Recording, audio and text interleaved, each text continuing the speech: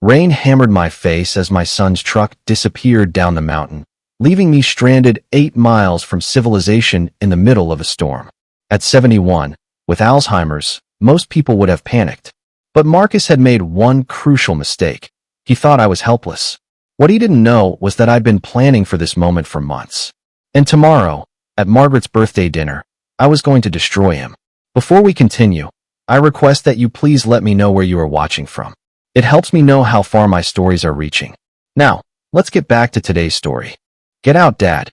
The words hit me like ice water. I stared at my son through the rain-streaked truck window, his face hard as granite in the dim glow of the dashboard.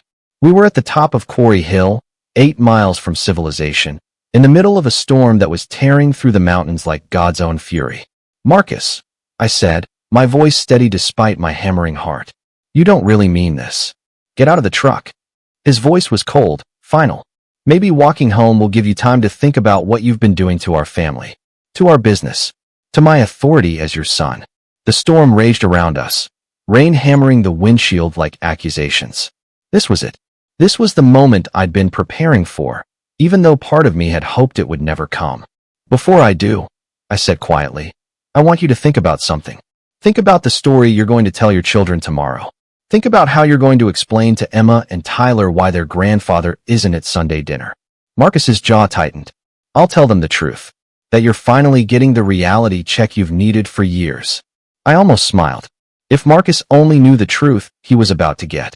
So this is really happening, I said.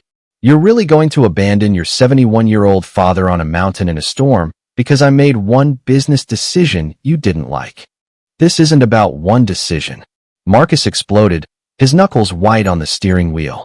This is about you systematically undermining everything I've built. This is about you going behind my back to the Riverside development people after I specifically told you not to. There it was. The Riverside contract. The $5 million deal that had finally pushed my son over the edge. Those clients were about to walk away because you refused to work with their preferred subcontractors, I said. I saved us the biggest project we've had in 5 years. You made me look like an incompetent fool. You went directly to my clients and told them I was wrong. I told them you were being stubborn about Jake Morrison and that I could work with him. Jake Morrison is a drunk who cost us $40,000 on the Fletcher project. That was 4 years ago, Marcus. The man's been sober for 3 years and runs one of the most reliable crews in the county now. But you can't see past old grudges, can you? Marcus's face flushed red with anger. This isn't about Jake Morrison, and you know it. This is about you not respecting my authority as the head of this company. It's still my company too, Marcus. My name is still on. Not for much longer. The words dropped between us like stones into dark water. I turned to study my son's face, seeing something there that made my pulse quicken. There was calculation in his eyes. Cold, careful calculation. What do you mean? Marcus's smile was sharp as a blade. I mean, I've been to see Garrett Brewster. You remember Garrett, don't you? Your old lawyer? Well, he's my lawyer now. Has been for 6 months, actually. And he's helped me understand some very interesting things about power of attorney and mental competency evaluations. My blood went cold, but I kept my expression neutral. I'd suspected this was coming, but hearing it confirmed still felt like a punch to the gut. I see. Do you? Because I don't think you understand how serious this has become, Dad. Your condition, the Alzheimer's, it's affecting your judgment more than you want to admit. My judgment seems fine to me. Does it? Because from where I'm sitting, it looks like a 71-year-old man with a degenerative brain disease is making dangerous decisions that could destroy everything our family has worked for. I studied my son's face in the dim light. This wasn't grief or concern speaking. This was something else entirely. Something that made my heart ache. And what do you propose to do about that, Marcus? I propose we have this conversation somewhere more private. Somewhere you can really think about what's best for everyone involved. That's when I knew for certain. He'd already planned this. The abandoned quarry. The storm. The long walk home that a 71-year-old man with Alzheimer's might not survive. How long have you been planning this? I asked quietly. Marcus didn't answer, but the flicker in his eyes told me everything I needed to know. Weeks. Maybe months. You know what, son? You're right. We do need to have this conversation somewhere private. Let's go. Marcus looked surprised that I was agreeing so easily, but he put the truck in gear and started driving up the mountain road. The rain was getting worse, the wind howling through the trees like something alive and angry. I want you to know I'm not doing this to hurt you, Marcus said as we climbed higher. I'm doing this because I love you. Because someone needs to make the hard decisions you're no longer capable of making. Like what decisions? Like whether you should still be involved in day-to-day business operations. Like whether you should be living alone in that big house. Like whether you need professional care. Professional care? There's a very nice memory care facility in Cedar Valley. I've already made some inquiries. They have an opening, and they specialize in early-stage Alzheimer's patients. My hands clenched into fists, but I kept my voice calm. You want to put me in a nursing home. I want to make sure you're safe and cared for while you still have some good years left. And I want to make sure the business survives your condition. By taking it away from me. By protecting it from decisions that could destroy 40 years of work. We were almost to the top now. The old quarry road was barely visible through the rain, but Marcus knew exactly where he was going. And my house, the property, my personal finances, all taken care of. The power of attorney paperwork gives me full authority to make those decisions on your behalf. Paperwork I never signed. Marcus was quiet for a moment. Your signature is on the documents, Dad. My signature that you forged. I don't know what you're talking about, but I could see it in his face. The guilt. The knowledge that he'd crossed a line he couldn't uncross. Marcus, I said gently. Do you remember when you were 12 and you broke Mrs. Patterson's window with your baseball? What does that have to do with anything? Do you remember what I told you then? Marcus was quiet, focused on navigating the treacherous road. I told you that when you make a mistake, you have two choices. You can try to cover it up and make everything worse, or you can own up to it and make things right. Do you remember what you chose to do? I worked for 3 weeks to pay for the window. That's right. You did the hard thing, the honest thing, and I was proud of you for that. This is different. Is it? Because from where I'm sitting, it looks like my son is about to make the biggest mistake of his life, and instead of owning up to it, he's trying to cover it up by abandoning his father on a mountain. Marcus's hands tightened on the steering wheel. I'm trying to protect our family. You're trying to control our family. There's a difference. The truck stopped. We were at the top of Quarry Hill, where the old access road dead-ended at a rusted gate. The headlights illuminated nothing but darkness and falling rain. Marcus turned off the engine, and suddenly the only sound was water drumming on metal and wind howling through the trees. Marcus, I said, my voice steady despite the fear creeping up my spine. I want you to think very carefully about what you're about to do. Because once you drive away and leave me here, there's no taking it back. Everything changes. Everything. My son turned to face me fully for the first time since we'd left the house. In the dim interior light, Marcus looked older than his 47 years, worn down by responsibilities and resentments that had been eating at him from the inside. Maybe everything needs to change, he said quietly. Maybe it's time you understood that you're not in control anymore. That your time is over. And abandoning me in a storm is going to teach me that. Walking 8 miles home in the rain is going to give you time to think about what really matters. About how your stubbornness and pride are hurting the people who love you. I looked at my son, really looked at him, and saw something that broke my heart. Marcus wasn't just angry. He was afraid. Afraid that he'd never measure up to the man he thought I used to be. Afraid that everything he'd worked for could be taken away by an old man's failing mind. Marcus, I said gently, what are you so scared of? I'm not scared of anything. Yes, you are. You're terrified that I'm going to destroy the business.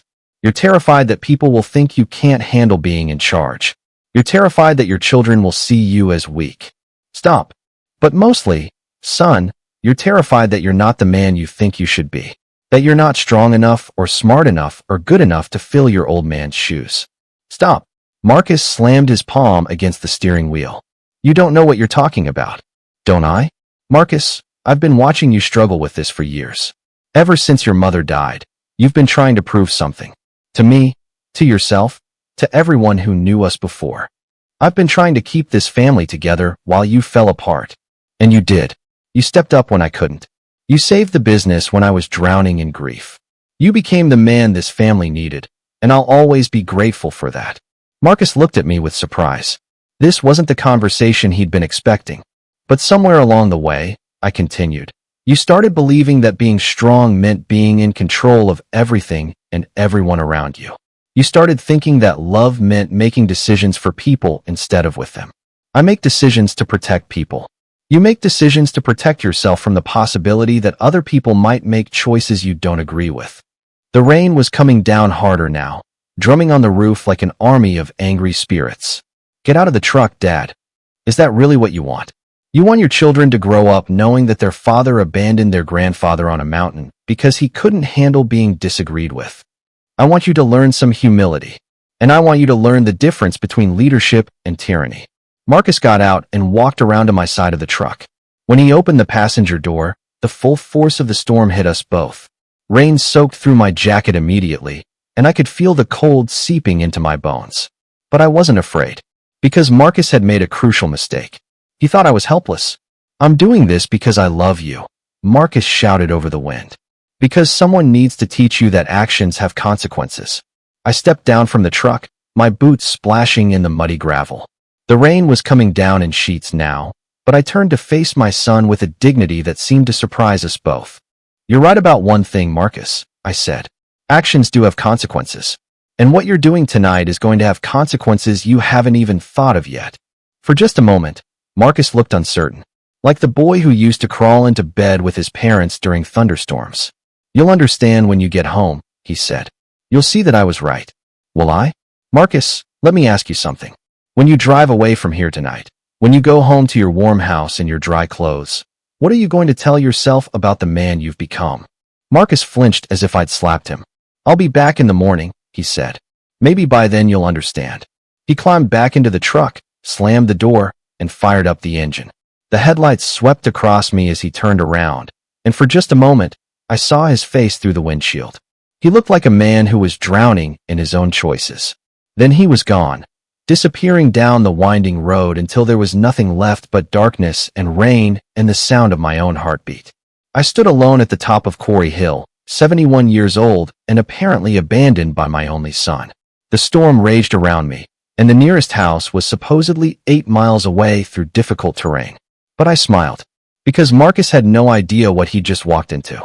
I pulled out my cell phone. Yes, Marcus, there was still service up here if you knew which direction to point your antenna, and made a call. It's done, I said when the familiar voice answered. He took the bait completely. Tomorrow, everything changes. I started walking toward the tree line, where I knew help would be waiting. The rain was brutal, but I was more energized than I'd felt in months. I found Caleb Hutchins waiting beside his old Jeep, engine running, heater on full blast. He handed me a thermos of hot coffee and a dry jacket as I climbed into the passenger seat. Jesus, Ezra, you're soaked to the bone. You sure this was worth the risk? It was the only way to get him to show his true colors, I said, taking a grateful sip of the coffee. As long as I was just suspicious about what he was doing, he could claim it was all for my own good. But this? Abandoning his elderly father on a mountain in a storm? There's no way to spin this as love or protection. What's the plan for tomorrow? Tomorrow is Margaret's birthday. The whole family will be at Marcus's house for Sunday dinner. Jenny and the kids, Patricia flying in from Denver, half the neighborhood.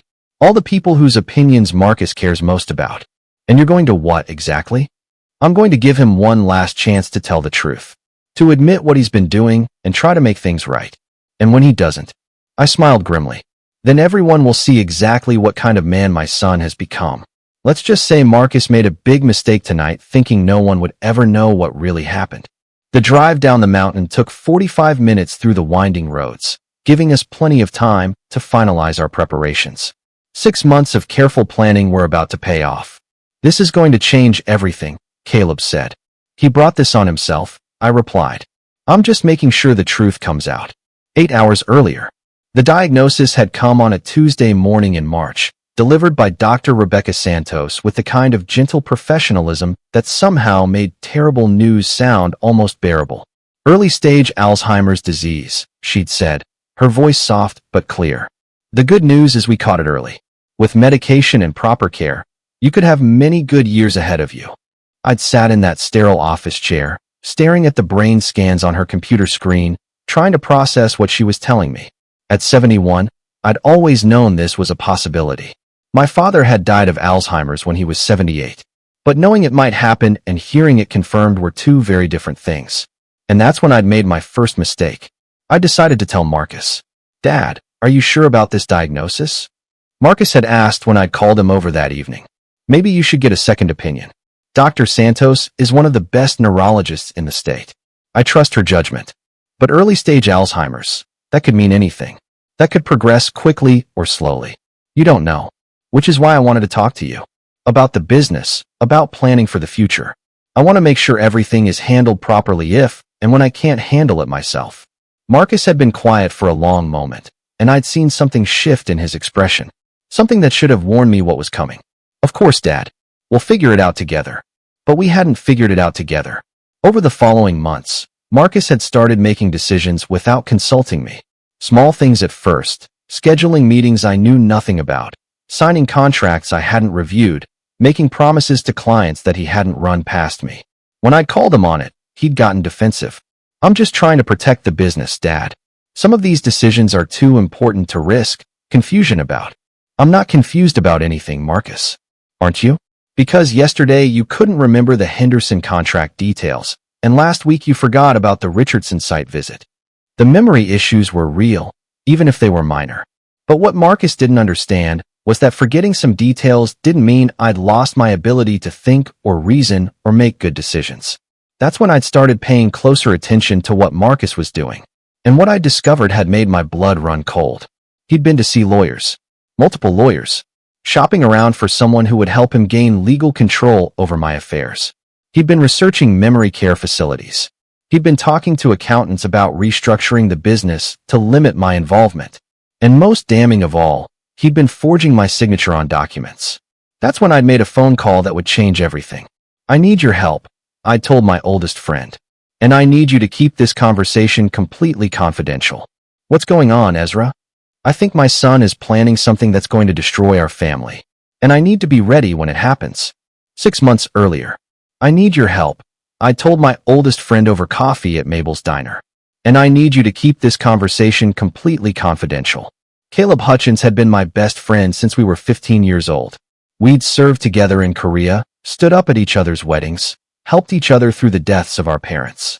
If there was anyone in the world I could trust with my life, it was Caleb. What's going on, Ezra?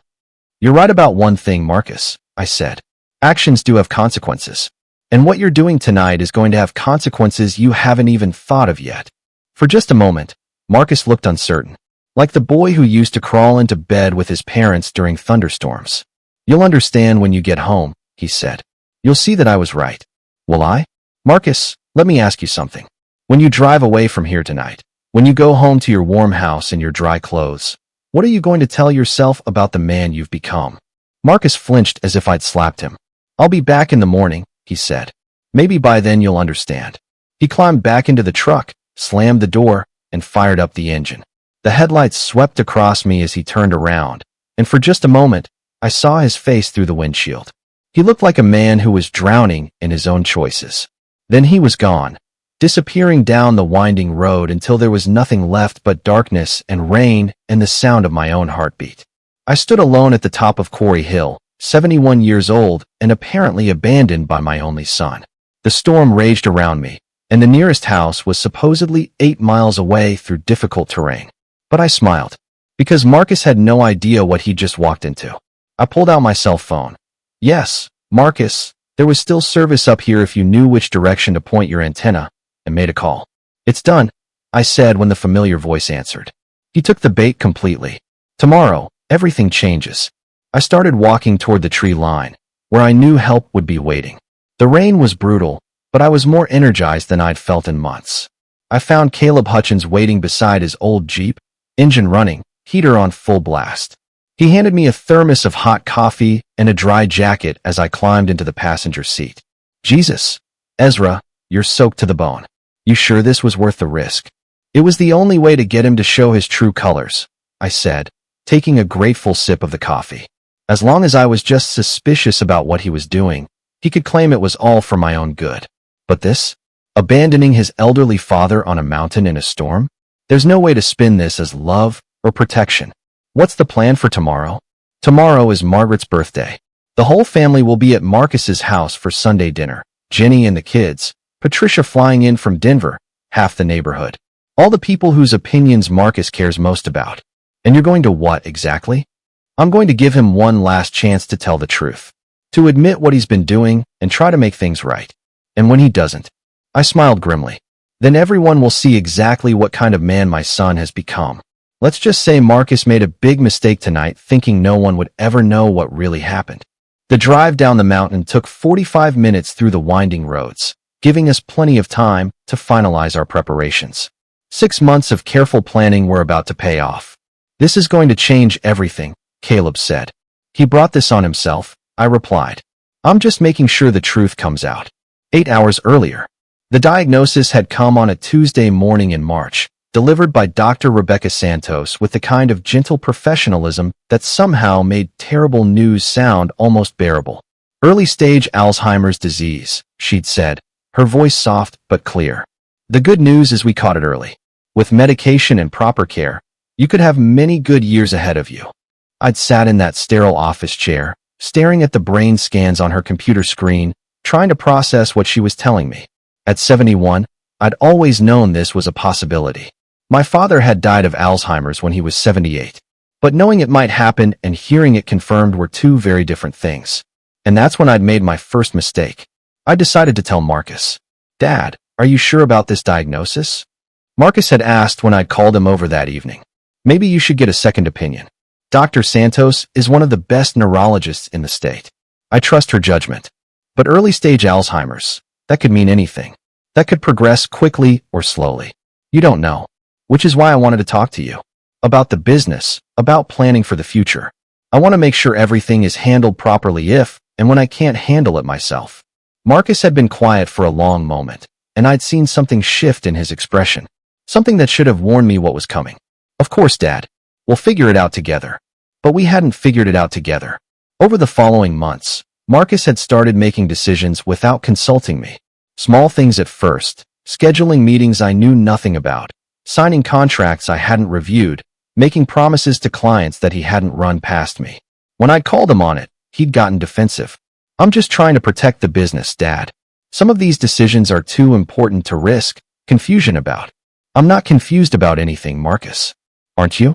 Because yesterday you couldn't remember the Henderson contract details, and last week you forgot about the Richardson site visit. The memory issues were real, even if they were minor. But what Marcus didn't understand was that forgetting some details didn't mean I'd lost my ability to think or reason or make good decisions. That's when I'd started paying closer attention to what Marcus was doing. And what I discovered had made my blood run cold. He'd been to see lawyers. Multiple lawyers. Shopping around for someone who would help him gain legal control over my affairs. He'd been researching memory care facilities. He'd been talking to accountants about restructuring the business to limit my involvement. And most damning of all, he'd been forging my signature on documents. That's when I'd made a phone call that would change everything. I need your help, I told my oldest friend. And I need you to keep this conversation completely confidential. What's going on, Ezra? I think my son is planning something that's going to destroy our family. And I need to be ready when it happens. 6 months earlier. I need your help, I told my oldest friend over coffee at Mabel's diner. And I need you to keep this conversation completely confidential. Caleb Hutchins had been my best friend since we were 15 years old. We'd served together in Korea, stood up at each other's weddings, helped each other through the deaths of our parents. If there was anyone in the world I could trust with my life, it was Caleb. What's going on, Ezra? I think my son is planning to betray me in ways I never imagined possible. And I need to be ready when he makes his move. I'd shown him the evidence I'd been gathering. The forged signatures. The unauthorized contracts. The meetings with lawyers. The research into memory care facilities. Jesus Christ, Ezra. This is serious. It's my son, Caleb. My boy. The kid I raised. Your boy is a 47-year-old man who's planning something that could destroy you. He thinks he's protecting the family. He thinks my Alzheimer's diagnosis means I can't make rational decisions anymore. And what do you think? I'd been quiet for a long moment, considering the question seriously. I think I have a degenerative brain disease that will eventually rob me of my memories and my independence. But I also think I'm currently functioning at a high level and am perfectly capable of making my own decisions about my life and my business. So what do you want to do about Marcus? I want to be ready for whatever he's planning. I want documentation, evidence, witnesses. I want to make sure that when he finally shows his true colors, everyone can see exactly what kind of man he's become. What do you need from me? I need someone watching my back whom Marcus doesn't suspect. Someone who can bear witness to what he's really doing. And when the time comes, I paused, knowing there was no going back from what I was about to say. I need someone who can help me show the world who my son really is. Caleb had nodded slowly. You got it. And that's how we'd started preparing for the confrontation that was coming. But I barely slept that night after the mountain. I kept thinking about the boy Marcus used to be. The teenager who'd held my hand at Margaret's funeral. The young man who'd worked 16-hour days to keep the business afloat when I was too broken by grief to function. The son who'd once looked at me like I hung the moon. Somewhere along the way, that boy had become a man who could leave his father to die on a mountain and sleep soundly afterward. Tomorrow, I was going to find out if there was anything left of the son I'd raised, or if that boy was gone forever. Sunday morning, Margaret's birthday. I woke before dawn, my body aching from the previous night's ordeal, but my mind clearer than it had been in months. Today was the day Margaret would have turned 69, and it was the day I was either going to save my son or destroy him completely. I dressed carefully, my best navy suit, the one Margaret had bought me for our 40th wedding anniversary. The silver tie clip she'd given me on our wedding day, engraved with our initials. I wanted to look like the man I'd always been, not the helpless victim Marcus thought he'd created. The phone started ringing at 8 a.m. Dad, Patricia's voice was worried. Marcus called me last night. He said you had some kind of episode, that you got confused and disoriented during a drive. Are you okay? My daughter had always been the more perceptive of my children. Even as a little girl, she'd had an uncanny ability to see through lies and manipulation. I'm fine, sweetheart. Better than fine, actually. Marcus made it sound like you were having serious memory problems. He said you couldn't remember where you were or how to get home. Did he? That's interesting, because I remember every detail of last night perfectly. In fact, I remember things Marcus probably wishes I'd forget. There was a pause. Dad, what's going on? There's something in your voice. Patricia, I need you to promise me something. No matter what happens at dinner today, no matter what you hear or see, I need you to remember that everything I do comes from a place of love. For you, for Marcus, for the whole family. You're scaring me. Good, I said gently. Because what's going to happen today is going to change our family forever. But sometimes the truth is scary. That doesn't mean we should run from it. The second call came an hour later. Jenny, Marcus's ex-wife. Ezra, Marcus told me you had some kind of memory episode last night. He's really worried about you. Is he? Did he seem worried when he told you about it? He seemed, I don't know, frustrated, I guess. Like he didn't know how to handle the situation. Jenny, you know me pretty well. We've been family for over 20 years. In all that time, have I ever struck you as someone who gets easily confused or disoriented? No, of course not. You're sharp as a tack. But Alzheimer's can be unpredictable. It can be. But it can also be used as an excuse by people who want to justify inexcusable behavior. Another pause. What are you saying? I'm saying that today, at Margaret's birthday dinner, you're going to learn some things about Marcus that might surprise you. Things that have been hidden for too long. And I need you to keep an open mind. Ezra, what's going on? The truth, Jenny. Finally, after months of lies and manipulation, the truth is going to come out. And it's going to hurt. But it's necessary. I spent the rest of the morning preparing for what was to come. Not just organizing evidence, but preparing myself emotionally for the destruction I was about to unleash on my own family. Because that's what it was going to be, complete destruction of the relationships and trust that had taken decades to build. But Marcus had made his choice. Now it was time for everyone to see the consequences of that choice. At noon, I loaded everything into a briefcase and drove to Marcus's house. The family gathering was already in full swing when I arrived. Marcus lived in a sprawling modern house in the expensive part of town, all glass and steel and sharp angles, the kind of place that looked impressive in magazines but felt cold and unwelcoming in person. Margaret would have hated it. Grandpa, 16-year-old Emma threw her arms around me as soon as I walked through the door. Are you okay? Dad said you had a scary night. Over her shoulder, I saw Marcus watching from the kitchen doorway, his expression carefully neutral. He'd probably spent all morning coaching the kids on what to expect from their confused grandfather. I'm feeling wonderful today, sweetheart, I said, giving Emma an extra squeeze. Sometimes a difficult experience can lead to very important revelations. Dad said you got lost during your drive, 13-year-old Tyler said. looking up from his video game with curious eyes. He said you couldn't remember where you were. I felt Marcus tense from across the room. This was the moment he'd been dreading.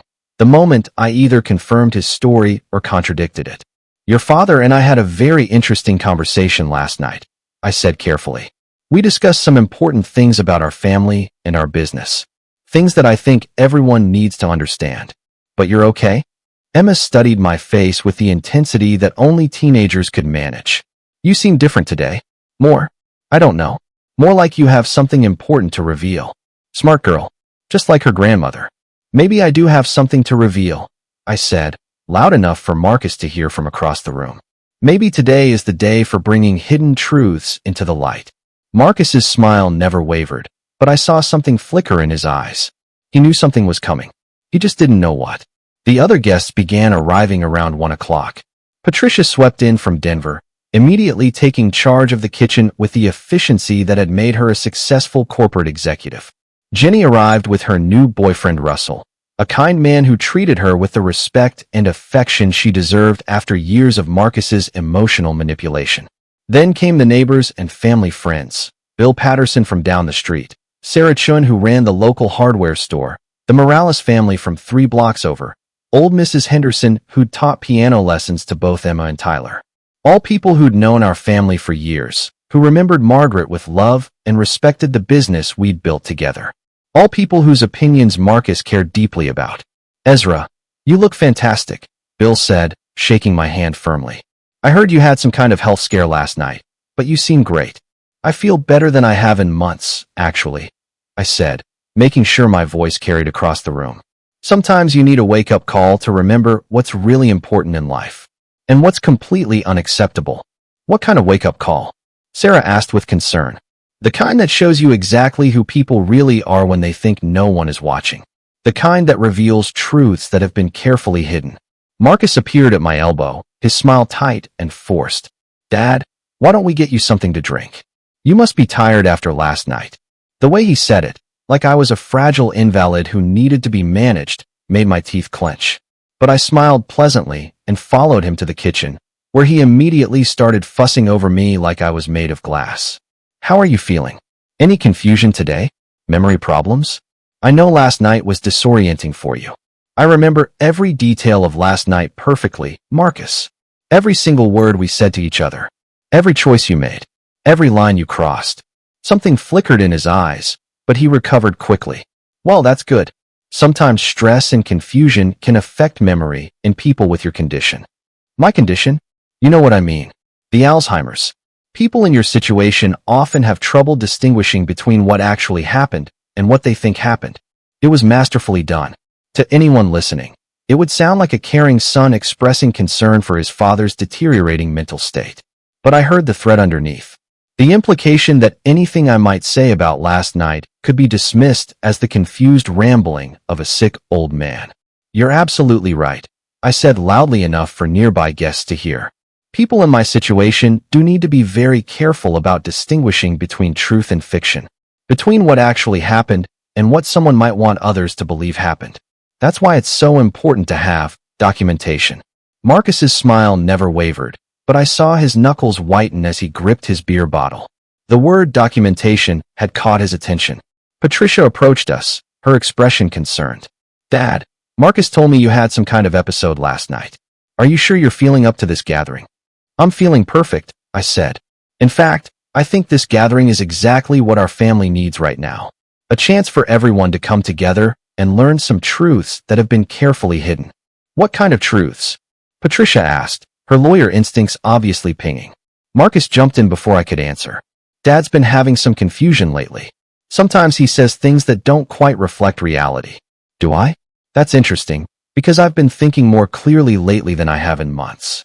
Amazing what a little betrayal can do for mental clarity. The word betrayal hung in the air like a challenge. I saw several guests glance our way, picking up on the undercurrent of tension. Jenny had outdone herself with the meal preparation. The dining room table overflowed with Margaret's recipes, lovingly prepared from the handwritten index cards she'd left behind. Her famous pot roast with the secret ingredient she'd never told anyone but me. The green bean casserole that had been a family tradition for 30 years. The chocolate cake with cream cheese frosting that she'd made for every birthday and holiday since Patricia and Marcus were children. For a few minutes, surrounded by laughter and familiar faces and the smell of my wife's cooking, it almost felt like she was still with us. But then I saw Marcus checking his phone for the third time in 10 minutes, and I remembered why I was really here. "I'd like to make a toast," Marcus said as we all took our seats, standing at the head of the table with his wine glass raised. "To Mom, of course, and to her memory, but also to family, to taking care of each other, especially during difficult times when some of us need extra support and guidance." The room fell quiet. Patricia set down her fork and studied her brother's face with the sharp attention she usually reserved for hostile witnesses. "You see," Marcus continued, his voice carrying that same patronizing tone I'd heard in the truck the night before. "Sometimes we have to make hard decisions for the people we love. Sometimes we have to step in when someone we care about starts making choices that could hurt themselves or the people around them." Emma looked confused, but Tyler was nodding along. Clearly he'd heard this speech before, probably rehearsed it with his father that morning. "Dad's been having some problems lately," Marcus said, looking directly at me with what I'm sure he thought was compassionate concern. "Problems with memory, with judgment, with understanding the consequences of his actions. Last night was a perfect example." "What happened last night?" Patricia asked, her voice sharp with professional suspicion. "Dad insisted on going for a drive in the middle of a terrible storm," Marcus said, his voice filled with practiced concern. "He became completely disoriented, couldn't remember where we were or how to get home. I had to guide him back to safety, practically carry him to the truck. It was frightening, honestly. The lie was so smooth, so perfectly crafted, that for a moment I almost admired its audacity." Marcus had always been good at telling people what they wanted to hear, at presenting himself in the best possible light.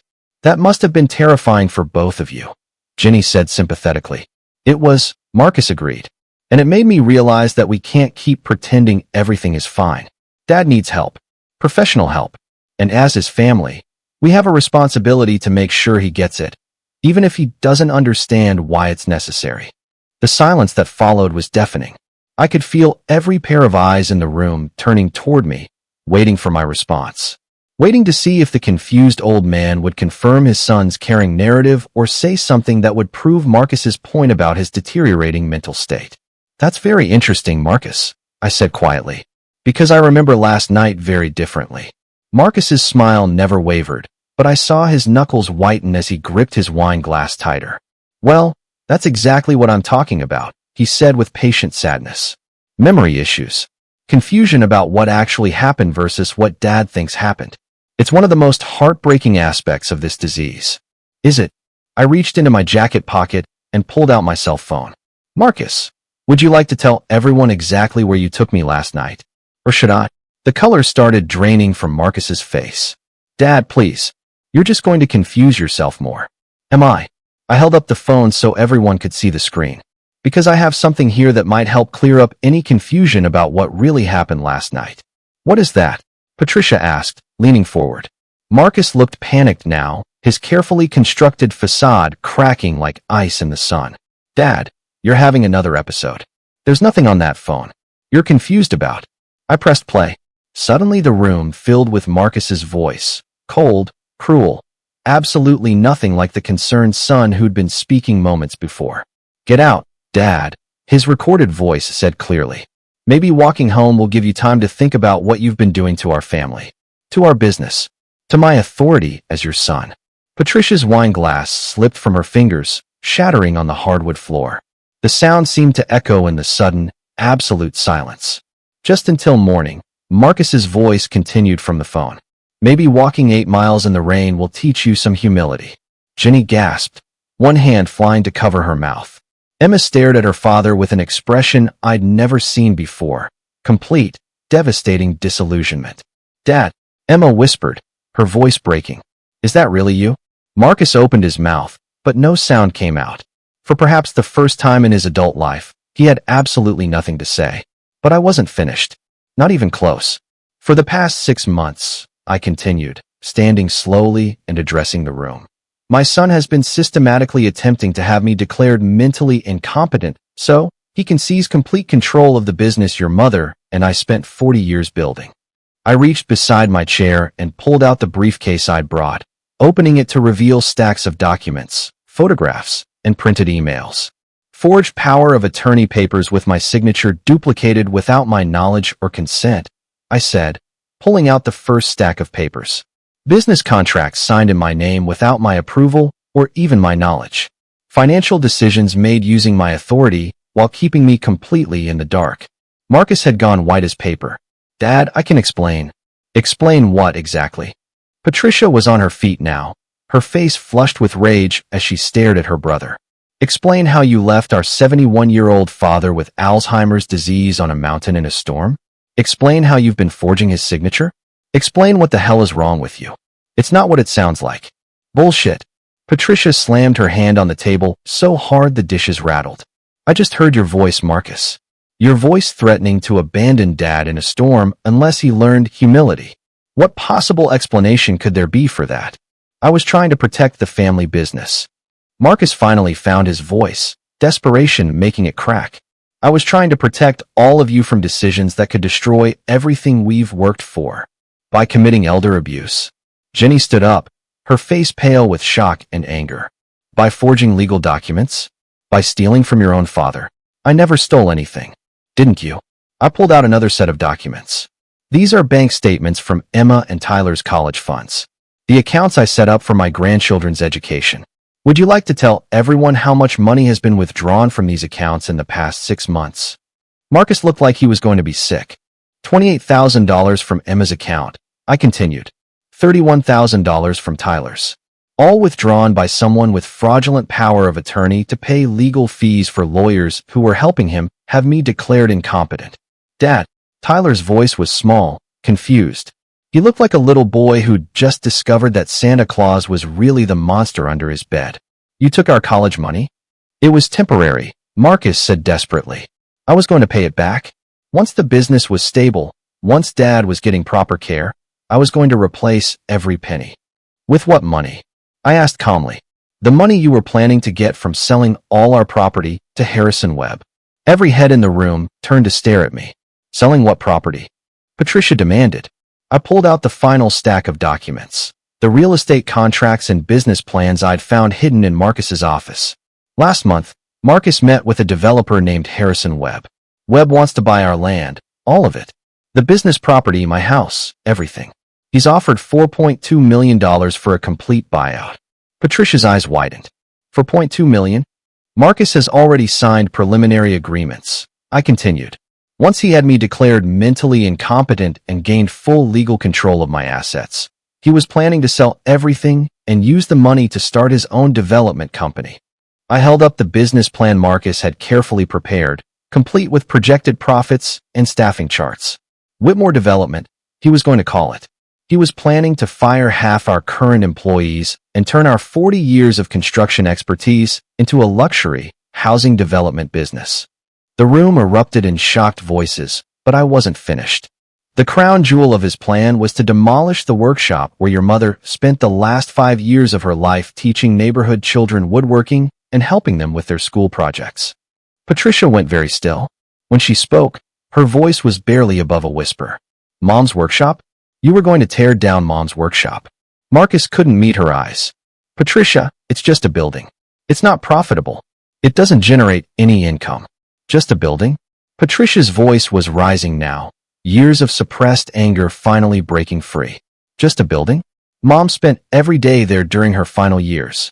She died in that chair, Marcus, surrounded by the projects she was working on with kids from the neighborhood. Margaret had indeed died in that workshop, in her favorite rocking chair, with wood shavings on her apron and children's drawings taped to the walls around her. It was her sanctuary, her legacy, the place where she'd found joy and purpose even as cancer ate away at her body. You were going to bulldoze our mother's memory for money, Patricia said, tears streaming down her face. You were going to erase everything she built because it wasn't profitable enough for your development dreams. Marcus tried one last time to regain control of the narrative. I was being practical. I was thinking about our family's future instead of clinging to the past. Whose future? I asked quietly. Because according to this business plan, You were keeping $3.8 million for yourself and giving the employees, people who have worked for us for decades, 60 days of severance pay. The business is failing, Marcus shouted, his composure finally cracking completely. We're barely breaking even. This sale would secure everyone's future. Are we failing? I pulled out my phone and opened another folder. Because according to these financial records, the real ones, not the doctored versions you've been showing people, we made a profit of $847,000 last year. Marcus went even whiter. That's right, son. I've been keeping my own set of books.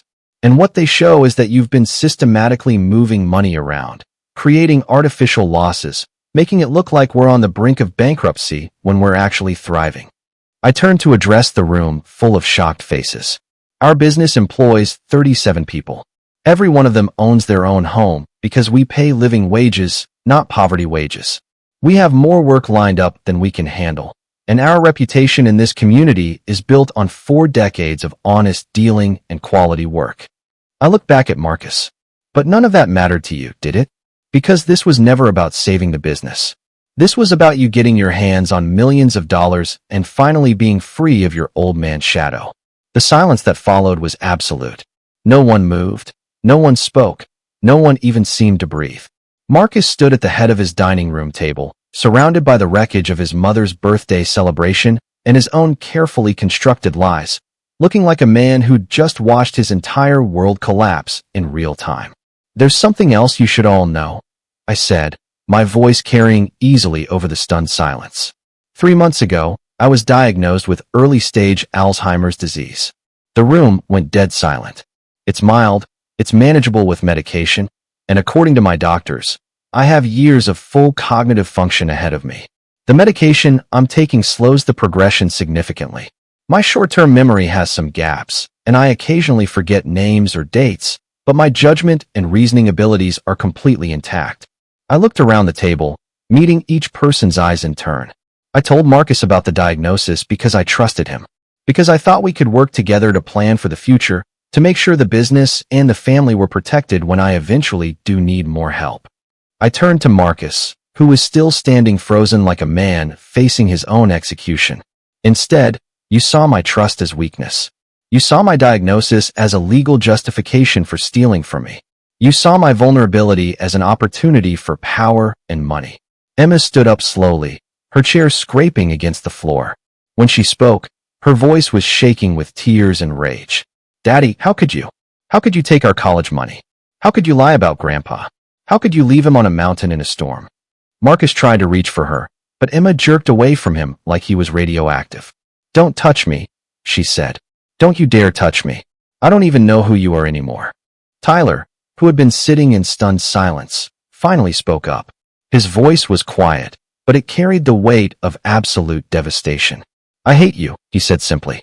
Then louder, with all the fury a 13-year-old boy could muster. I hate you. You're not my father anymore. He ran from the room, Emma close behind him. I could hear them crying in the hallway, their world shattered by the revelation of who their father really was. Jenny stood up next, gathering her purse with shaking hands. Come on, Russell, she said to her boyfriend. We're leaving. Kids, she called toward the hallway. Get your things. You're coming home with me. Permanently. Jenny, wait. Marcus reached for her arm, but she pulled away with disgust. Don't, she said, her voice like ice. Don't you dare. After what you just put those children through. After what you did to Ezra. Don't you dare touch me. She turned to face the room, her eyes blazing with fury. You want to know what kind of man Marcus really is? She said to the assembled guests. When Tyler broke his arm 3 years ago, Marcus's first concern wasn't his son's pain. It was whether the medical bills would affect his credit score. When Emma wanted to audition for the school play, Marcus said no because rehearsals would interfere with his business dinners.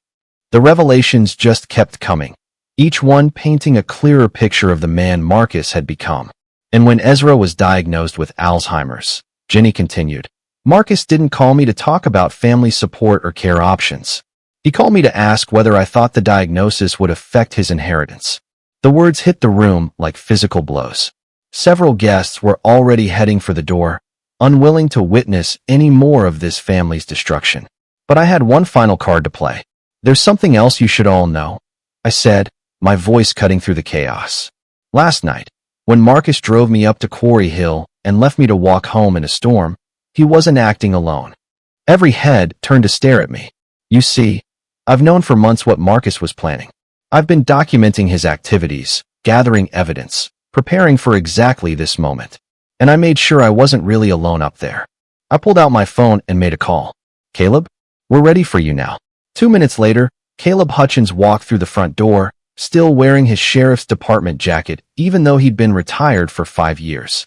In his hands were a camera and a thick manila envelope.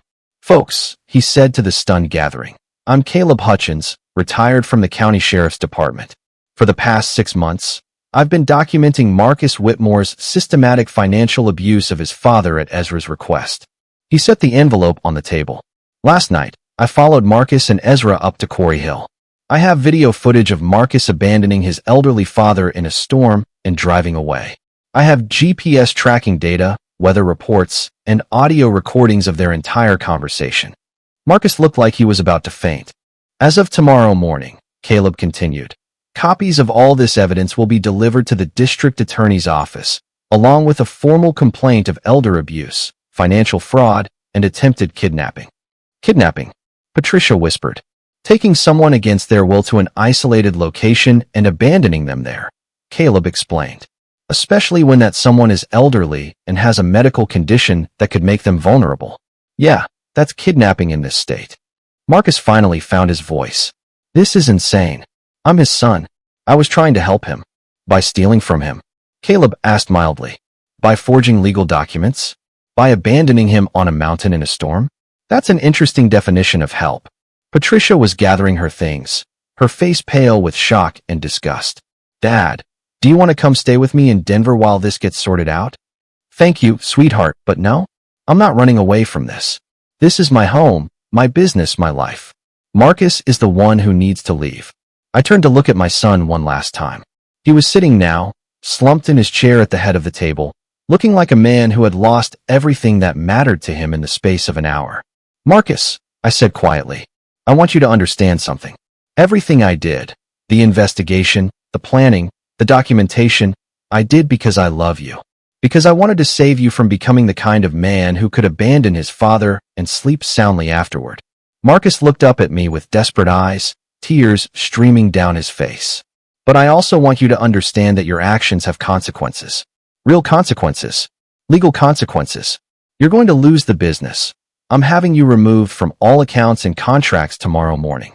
You're going to lose your children's respect, probably permanently. And you're going to face criminal charges. I walked toward the door, pausing to address the few guests who remained. I want to thank you all for coming today, even though Margaret's birthday celebration didn't turn out the way any of us expected. But I think she would understand. Margaret always believed that the truth was more important than keeping the peace. That love sometimes means holding people accountable for their choices. I opened the door, letting in the bright afternoon sunlight. Marcus, I said one final time, when you're ready to have a real conversation about respect and forgiveness and what it means to be a man, you know where to find me. But until then, you're going to have to live with what you've done. And maybe, just maybe, that will teach you the humility you thought I needed to learn. And with that, I walked out of my son's house with my dignity intact, my head held high, and the certain knowledge that sometimes the greatest act of love is refusing to accept anything less than the respect you deserve. I drop 2 stories a day. Please subscribe to my channel so you don't miss them. Subscribing is free, and it helps my stories reach the people who need them. Thank you for listening.